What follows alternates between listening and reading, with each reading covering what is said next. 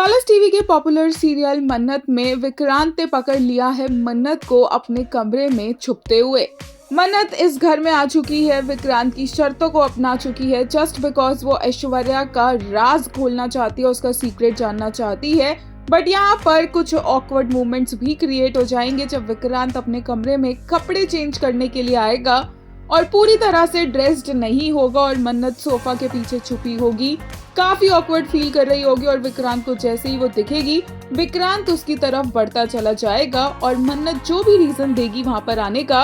वो रीजन विक्रांत को वैलिड नहीं बल्कि झूठा लगेगा। ऐसे में बड़ी मुश्किल से मन्नत यहाँ से निकलने वाली है क्योंकि विक्रांत के साथ इतना नजदीक आकर ऑब्वियसली वो बहुत शाय और ऑकवर्ड फील करेगी। होता ये है कि मन्नत ने इस घर में रहने के लिए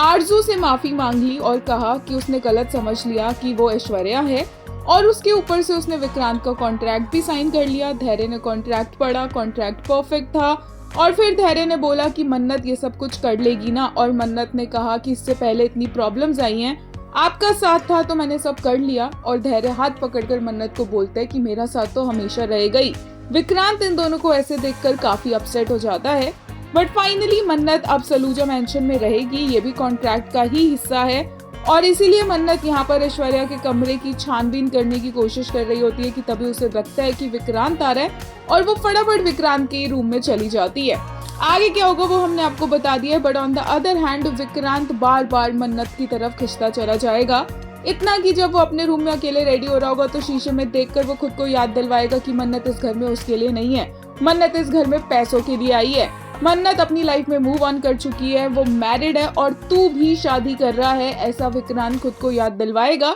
कि मन्नत से उसे कोई उम्मीद नहीं रखनी चाहिए।